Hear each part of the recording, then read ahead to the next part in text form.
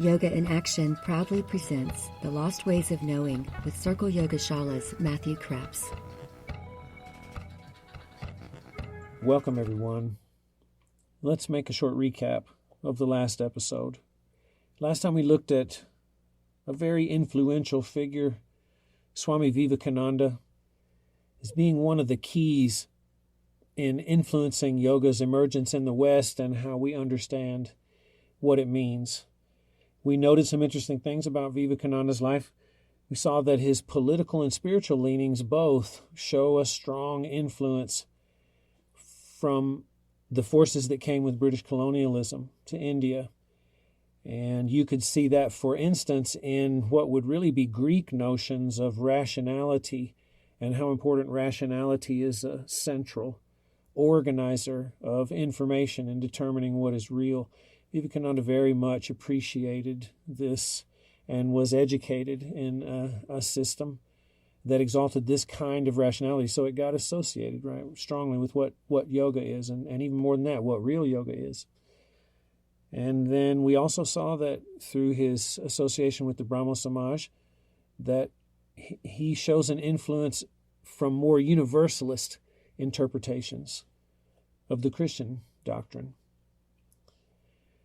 So Vivekananda left us a legacy, really, of polarization, really kind of like a value system that distinguishes between kinds of yoga that are oriented more toward his definition of Raja Yoga, remember, which is the superior, scientific, rationally dominant yoga, and then those systems that are oriented more toward the gross physical, in which case we're talking about the Hatha yogins. And remember that Vivekananda described them as having inferior spiritual goals, specifically in relation to the value that they gave to the physical body.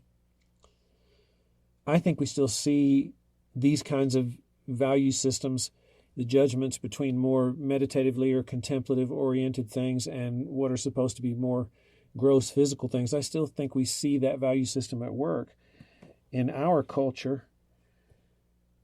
For instance, when we see, quote, gym yoga being disparaged as unspiritual, or we hear slogans in the media like, quote unquote, it's not about the asana. So there's still some of this at work, I think, in our culture, and it's important to see that and know that. Remember, one of the scholars we mentioned said that prior to modern times, there was always a physical element to systems of yoga, and that the distinctions between the physical and the meditative and so on may not have been nearly as strong, as they are today. This episode, we're moving a little further toward modern yoga, more toward our time in history, to talk about a key figure, another major influence in what came down to us and what we're practicing. This man is often called the father of modern yoga, and his name is Tirumalai Krishnamacharya. We want to talk a very tiny bit, about Krishnamacharya's life and his influence and the specific time period that he worked in, Mysore in particular. But before we do that, to call him the father of modern yoga, we need to more clearly identify the yoga that we are now talking about, that we have come forward into the early or late 19th century. Let me give you a quote from James Mallison, whose book, The Roots of Yoga, is a really excellent source for much of this material. Quote, "The yoga whose roots we are identifying is that which prevailed in India on the eve of colonialism, i.e., the late 18th century, although certainly not without its variations and exceptions. By this time, there is a pervasive transsectarian consensus throughout India as to what constitutes yoga in practice. One of the reasons for this is the rise to predominance of the techniques of Hatha yoga, which held a virtual hegemony across a wide range of religious traditions, including the Brahmanical traditions in the pre-colonial period." So when we talk about modern yoga, we are in the late 18th century, early 19th century, and notice that by this time there is a, quote, pervasive transsectarian consensus. And so there's a sense in the society about what yoga is, what constitutes it, and how it's practiced, and so on, in relation to what everyone is doing. Well, that is a thing that had stabilized at this time, and it is the nearest ancestor for sure of what it is that we're doing. Notice also that in spite of Vivekananda's suspicions of those quote-unquote physical dominated systems, what we see, one of the reasons for this transsectarian consensus is the rise to predominance of the techniques of Hatha yoga. And so Hatha continued to exert an influence, and at least something of it became part of this transsectarian consensus that was done across a wide swath of people. Robert Singleton goes on to say that really what is most striking about the kind of transnational Hatha yoga that we really got into is the degree to which it departs from the model outlined in the original text. The most prominent departure really is the primacy accorded to asana as a system of health, fitness, and well-being, and the relegation or elimination of other key aspects such as shatkarmani, mudra, and even pranayama, though maybe to a lesser extent. So Singleton singles out this unique focus on the physicality of modern yoga, not just that there is a physical aspect of it, but that the physical aspect of what had been called Hatha is now placed in the context of fitness and well-being, and therefore certain techniques come to us that didn't necessarily make it otherwise. We don't see, for instance, shatkarmani. That's what's mentioned here. Those are the purification practices that we talked about in season 3 in the episodes on Siddha-based techniques. Deep purification techniques, those don't tend to come. Mudra is less prominent, although there are definitely some schools and people who see its importance. What we see in transnational modern Hatha yoga, therefore, is a great primacy accorded to asana as a system of health, fitness, and well-being. Asana has many other deep, profound purposes in addition to the effects it has on fitness and well-being. But that's kind of the way that this came to us. Singleton goes on to say, in relation to asana and its being geared toward fitness and well-being, quote, "While it's going too far to say that modern postural yoga has no relationship to asana practice within the Indian tradition, this relationship is one of radical innovation and experimentation. It is the result of adaptation to new discourses of the body that resulted from India's encounter with modernity." That's Robert Singleton from his book Yoga Body, The History of Modern Posture Practice.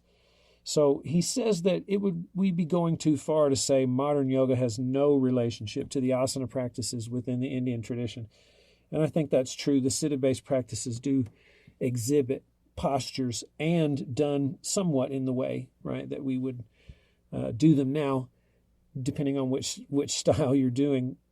But we don't see those postures having the same goals. I think that's the main thing that's being pointed out here. Number 2, this focus of postural yoga in the area of fitness and well-being is a result of an attitude of radical innovation and experimentation, something going around in the air at the time in the late 18th, early 19th centuries.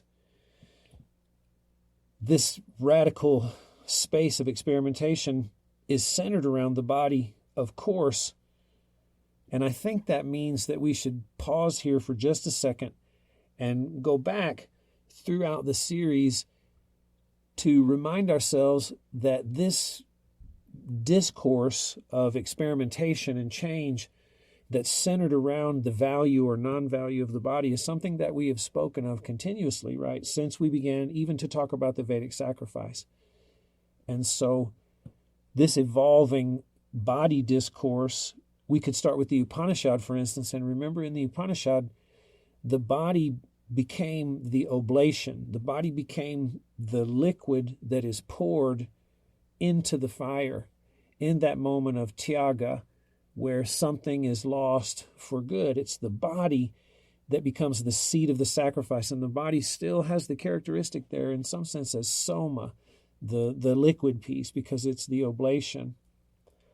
This rise in status, remember, produced medical advancements and also mystical meditation in a certain way that was centered, in a sense, around the body itself, because it's the seat of the sacrifice.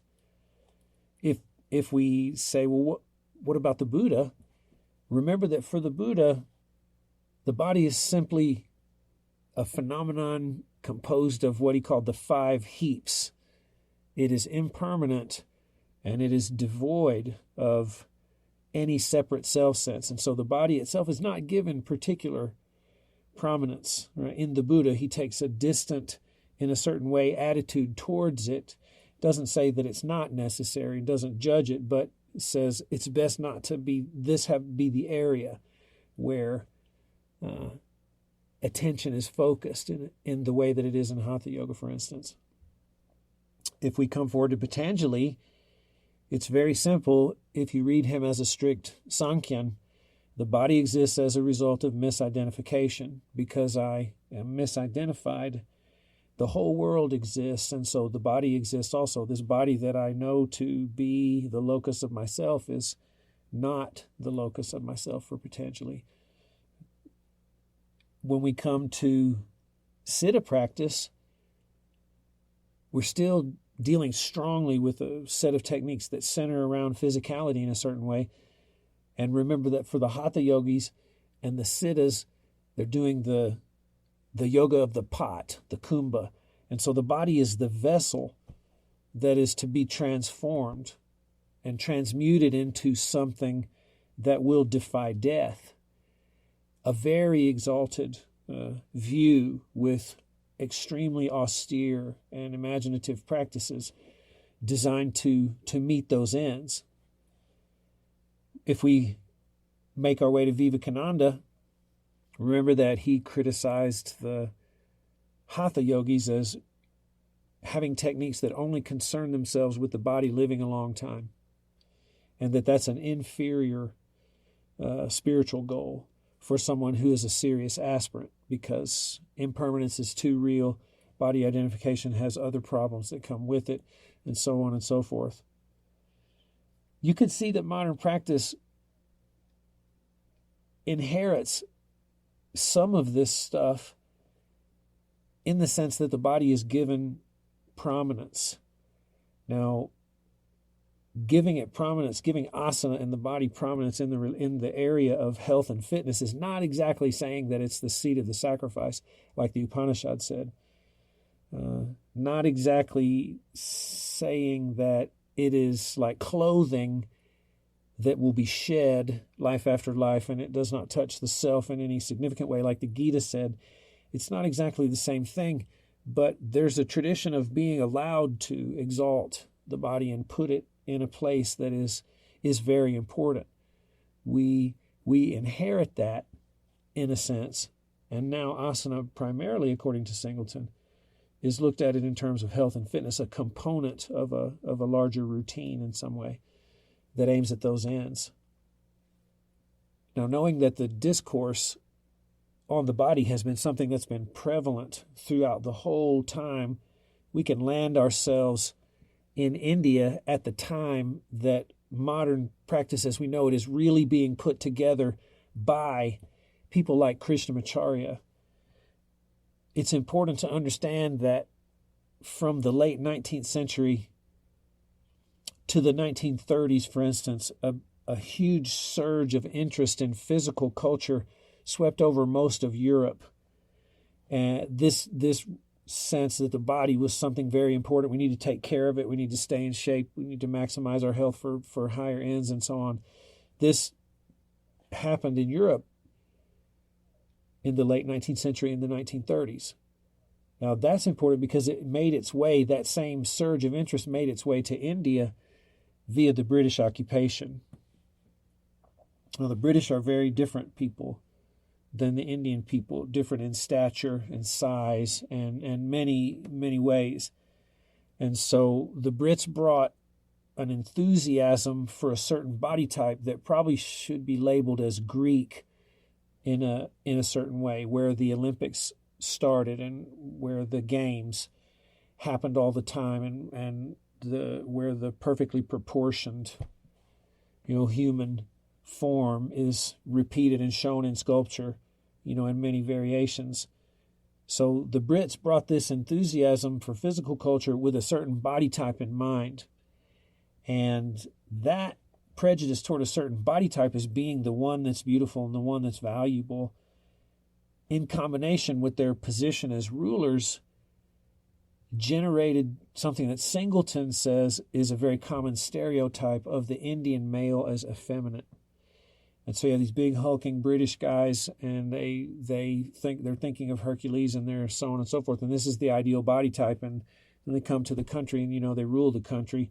And of course they go, well, gosh, these people are not like that, and so they're effeminate. So that stereotype has made its way into the culture in certain ways, and according to Singleton, began to affect the especially male psyche, right, of India. Here's something that Singleton says about this time. The swell of Indian physical culture was to some extent nationally motivated, and highly organized campaigns of militant physical resistance to colonial rule were commonly run out of gymnasiums and physical culture clubs. And so the Indian population, a certain portion of the Indian population, bought into the physical culture movement, and also, in some sense, bought into the body type and physical culture ideas that I said were Greek in origin. They bought into these things because gymnasiums began to pop up, and they became very popular, and physical culture clubs based around certain activities, certain kinds of gymnastics or wrestling or other things began to pop up. And that interest that the Indians are now showing in physical culture is a form of resistance, right, to colonial rule. And so it is the case, Singleton really shows this in a fascinating way, that the gymnasiums were places where resistance was centered, and that sometimes gymnasiums were raided and people were arrested there and things like that. And so this mixture of physical fervor and political resistance is important to see as a sort of the germinating ground for a lot of modern yoga as we know it. Now, with the British came several highly developed physical system forms, many of which were calisthenics, body weight oriented, in other words, many of which were gymnastics oriented, and there were several kinds of gymnastics that were very, very, very important. There were also experimental systems of physical fitness that had been created by Europeans that came. Ling, L-I-N-G, is a form of gymnastics that had come with them. There was a very famous strongman whose last name is Sandow, whose system made it to India in this fervor. The YMCA also came to India and had a major influence, evidently, in the culture.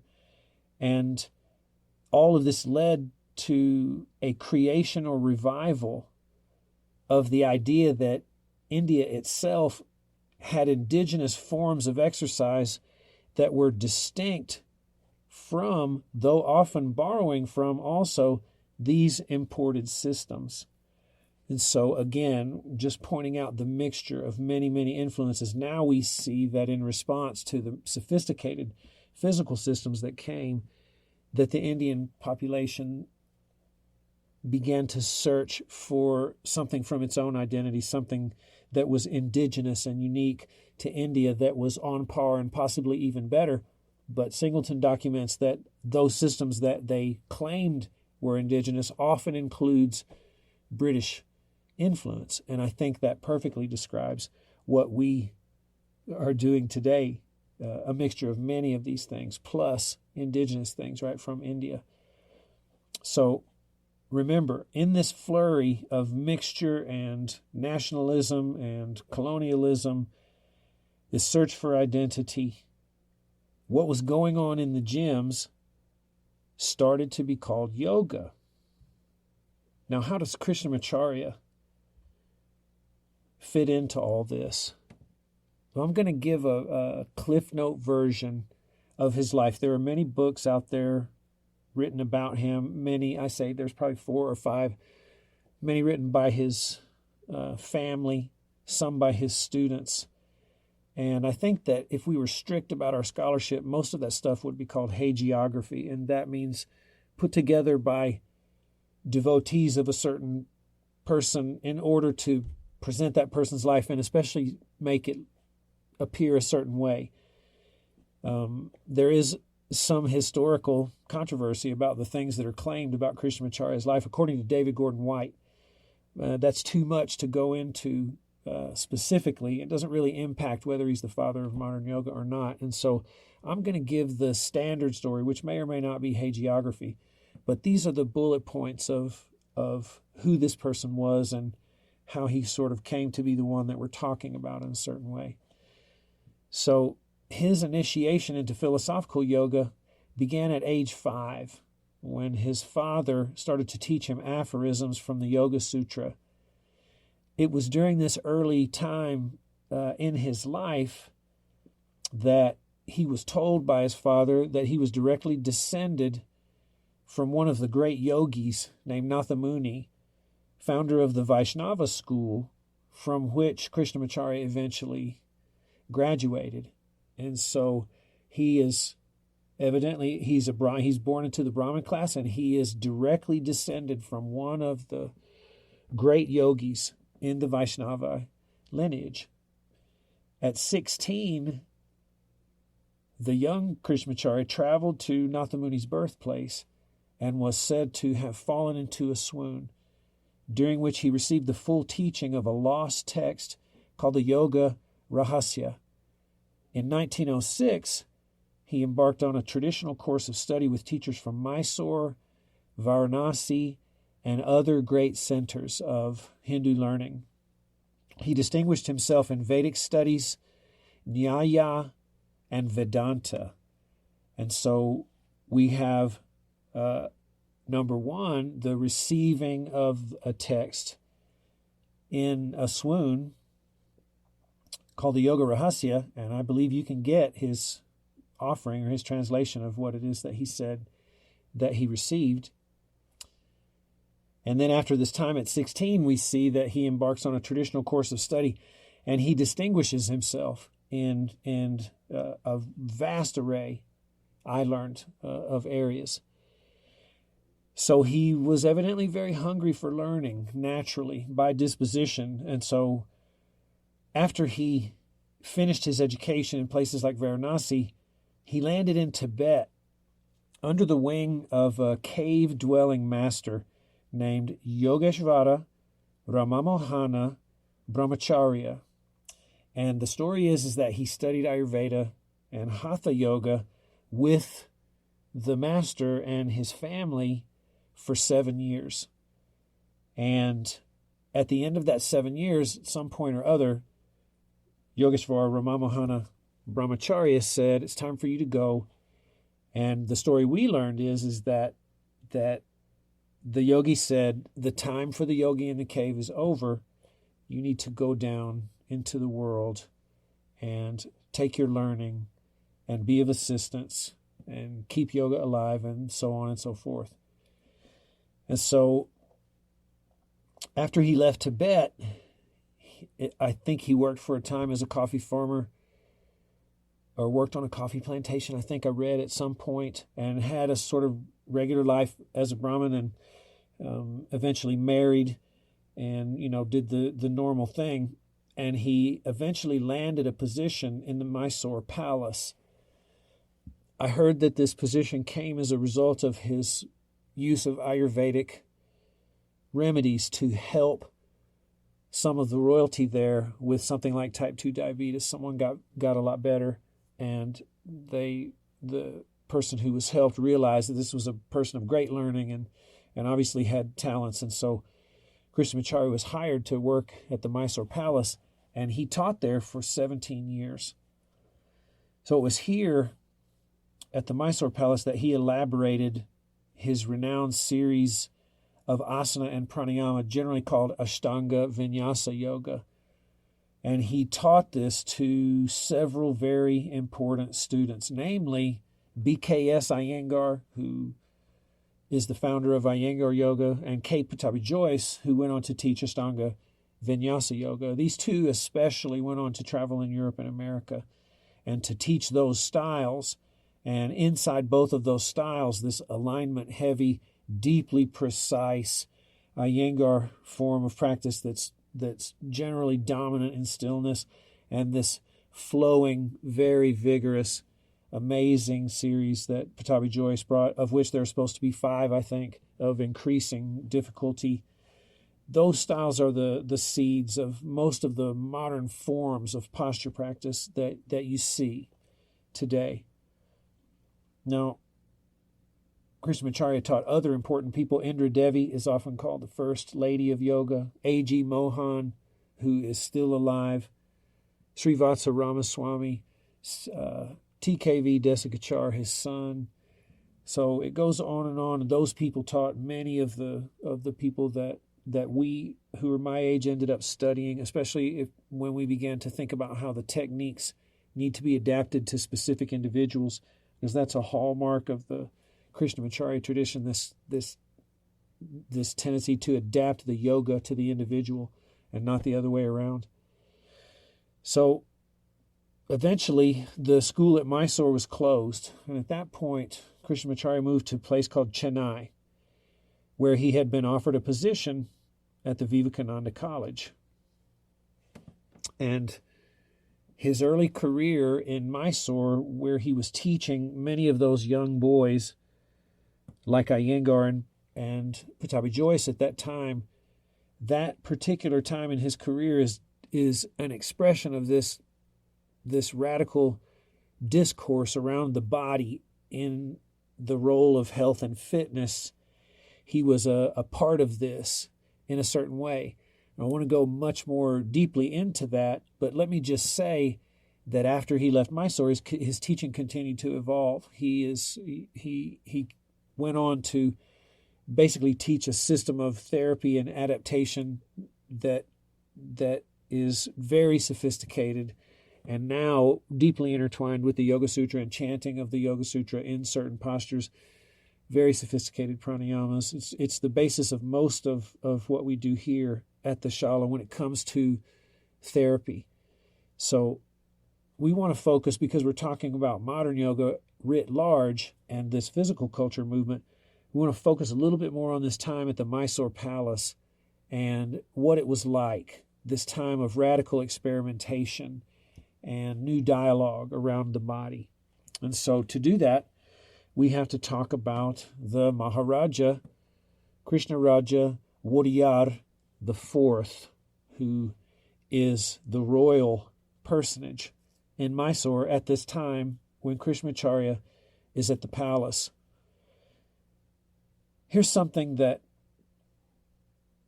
Krishnaraja Wadiyar IV said to give you an idea a little bit about what he was like.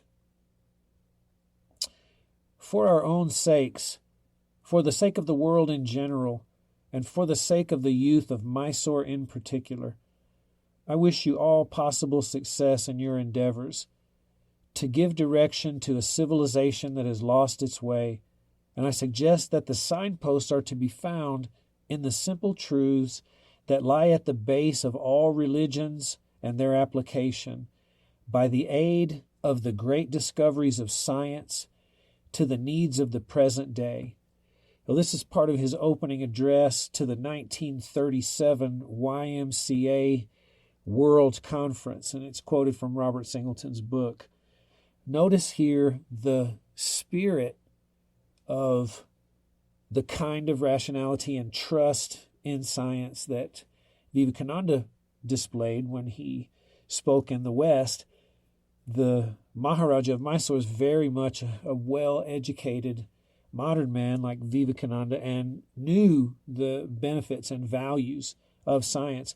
Notice specifically what he says about how we are to give direction to this civilization. This would be his own that he's talking about, that has lost its way, not only India, but probably speaking of the world and many of its troubles also.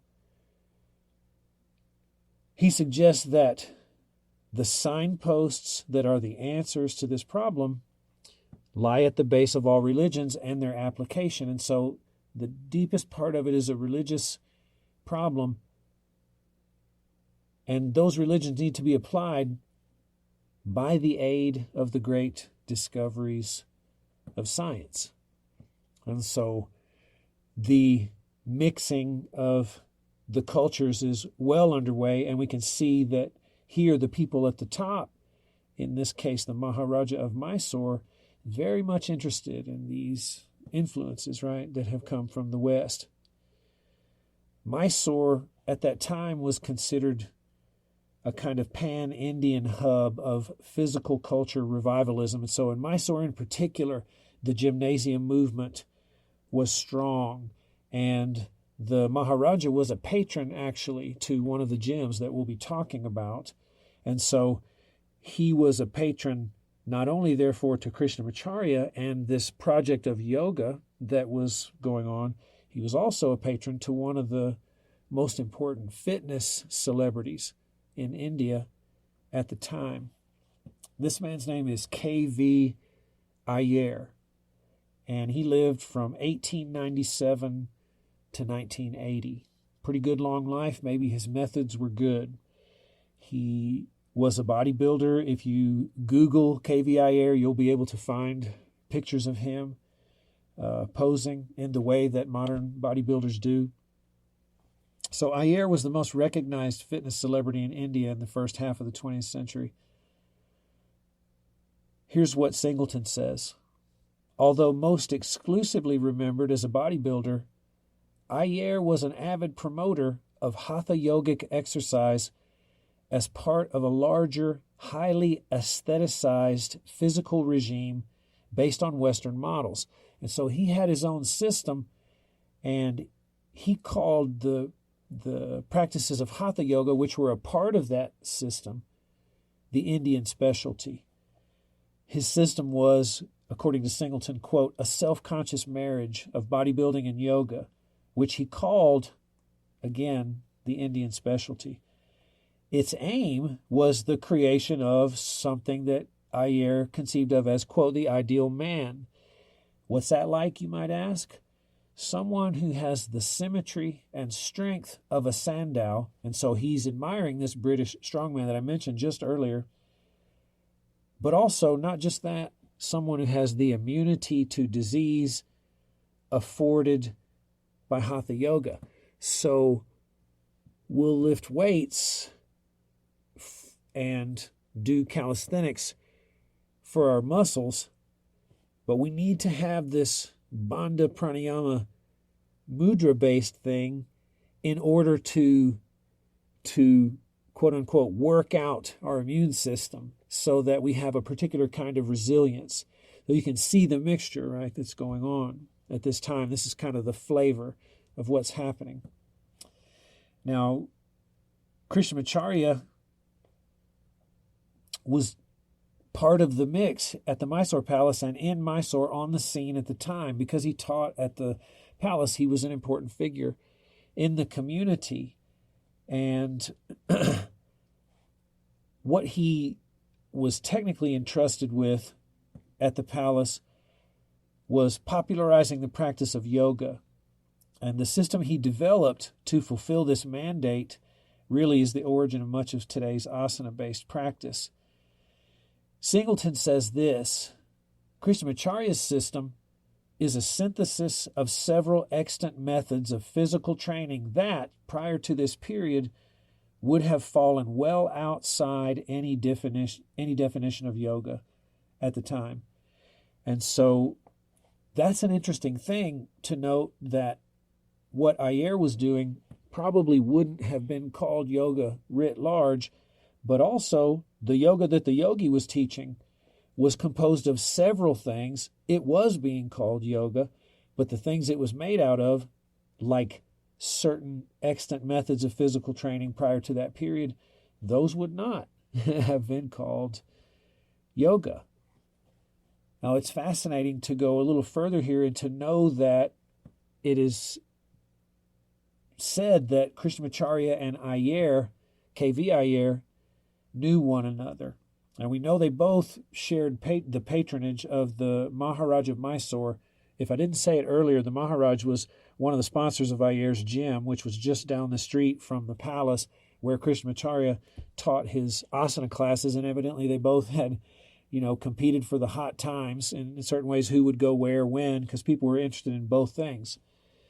Now, here's what Singleton says about their relationship. Quote, K.V. Iyer's son, K.V. Karna, in fact stated to me that Iyer and Krishnamacharya would occasionally meet, and that Iyer, as a nationally admired physical culture celebrity and favorite of the Maharaja, would offer the yoga teacher advice on his classes at the palace. That's quoted from Singleton's book. And so, evidently, the two masters traded ideas about how to develop people and how to put certain things together depending on what the goals were, and to talk about what was important, and to just basically share knowledge. They shared the same patron, and so it's very probable here, well, according to Iyer's son, they knew one another, but it would make sense that they would be friendly to one another because they had the same patron. So by the time Krishnamacharya had taken the position of yoga teacher at the palace housed exercise rooms fitted with gymnastic-type equipment. His classes are identified in palace records as physical culture or exercise, and those classes competed with the bodybuilding classes offered at a modern gymnasium, just a stone's throw away from the palace. So there's a kind of summation, so we can see that what we got originated in part indigenous Indian practices and philosophies, and part European ideas about physical culture and its place in an overall system of values that include health and fitness, but also spiritual values, because the YMCA is the Young Men's Christian Association, so it wasn't just they were trying to get everybody into shape. They had this idea that body and mind and spirit all need to be equally cared for and cultivated in order for something like optimal functioning. And that sounds very familiar even in yoga circles today. And so we have East and West mixed together around really sophisticated physical techniques and philosophies. We have political resistance focusing around physical culture in the gymnasiums. We have Krishnamacharya being hired to be a spokesperson for yoga and to revive it in the culture, but we see that his classes at the palace are listed as exercise, and so on and so forth. The Maharaj is the benefactor of all this and is very much on board with the YMCA. And so we have a mongrel, still amazing system that has, depending on where you study it, acquired really, really deep physical sophistication in how practices are put together and proportions of movement and stillness, and whether alignment is taught or whether it's not, and how much activity and how much passivity. It's really evolved into an amazing thing in the hands of someone who's very experienced.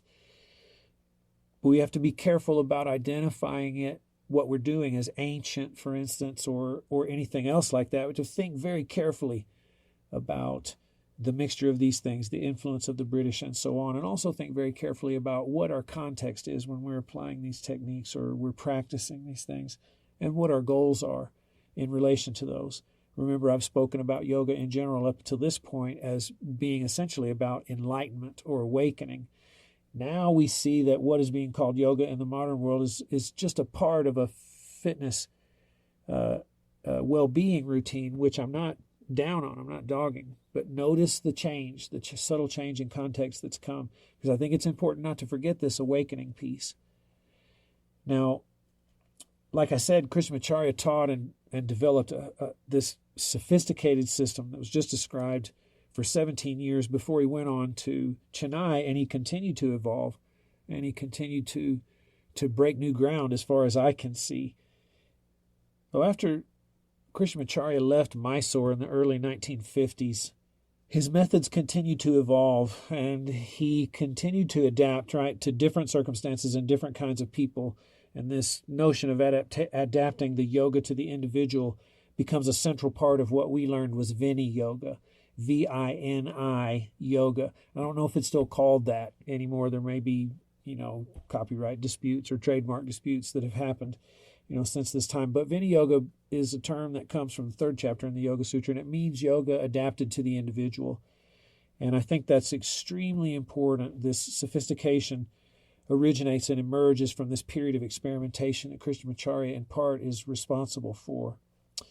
It's telling that his teaching changed over time, that he continued to adapt. And you can see this in the style of his later disciples in Chennai, such as his son TKV Desikachar and senior student A.G. Mohan. It bears little resemblance to the arduous aerobic kinds of sequences that were taught by Pattabhi Jois. And Pattabhi Jois always said, I just teach, what my guru taught me. And so he felt that he was carrying on the essence of what he saw, but Krishnamacharya tended to continue a pattern of growth and integration and I would say sophistication throughout his life. And that legacy is definitely what we identify with here at the Shala, this notion of adaptation as being the essence of what it is that a yoga teacher will be involved in. Now, I wanted to read you something that I read, and this is from Singleton's book, Yoga Body, and it really touched me when I read it, and I want this also to be considered part of Krishnamacharya's legacy and a comment on yoga as finding an appropriate adaptation relative to a context that needs to be respected and an individual, right, that's in that context. So it said that Krishnamacharya was asked by a reporter about other countries and the fact that they're not from India, and therefore are the systems of things that they do, does that count as yoga, or do you have to be from India to do it, or something like that? And here's his response to that question. Quote, "You should know that God has created an appropriate system of educational activity for the geographical condition, the quality of the air, and the vegetation of the country. It is not true that the physical exercises practiced by such people are not in conformity with our yoga system. We don't know what they were practicing in the past, but at present, all of you should know for sure that they are practicing the same yoga sadhana as us."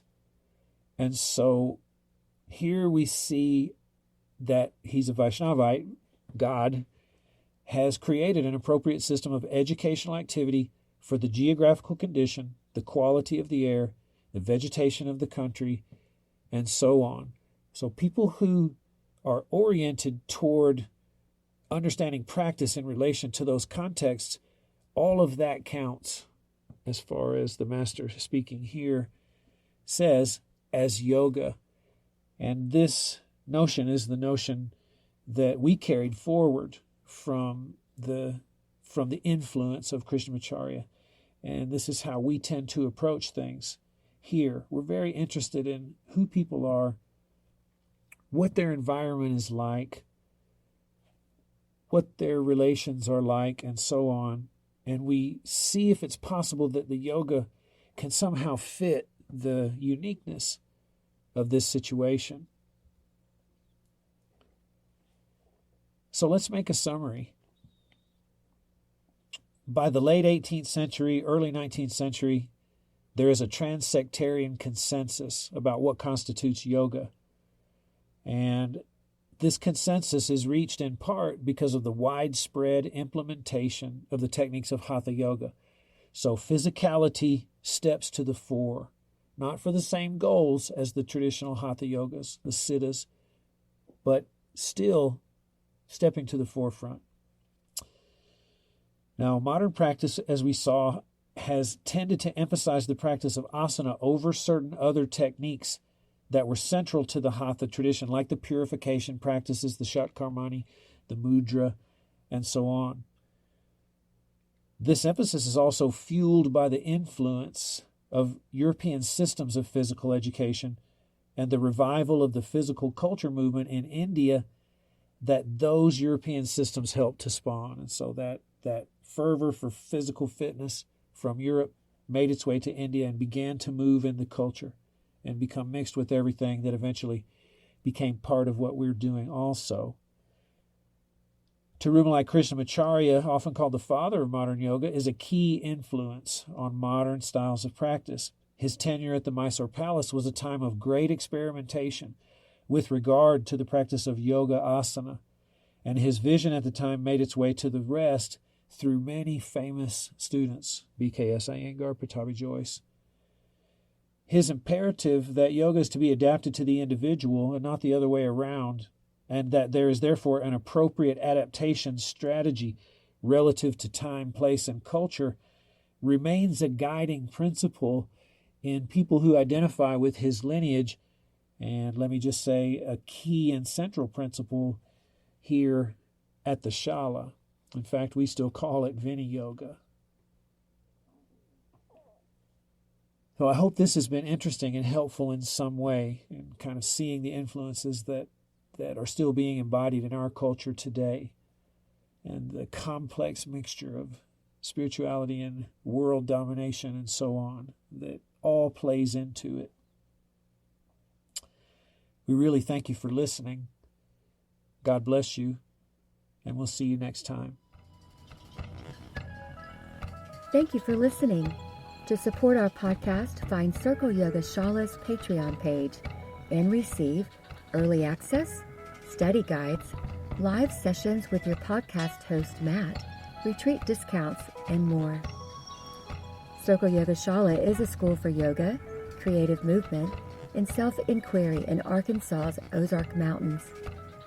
Offerings range from beginner yoga teacher training to an internationally accredited yoga therapy program, as well as Ayurvedic cooking courses for individuals and professionals like chefs, nutritionists, and life coaches.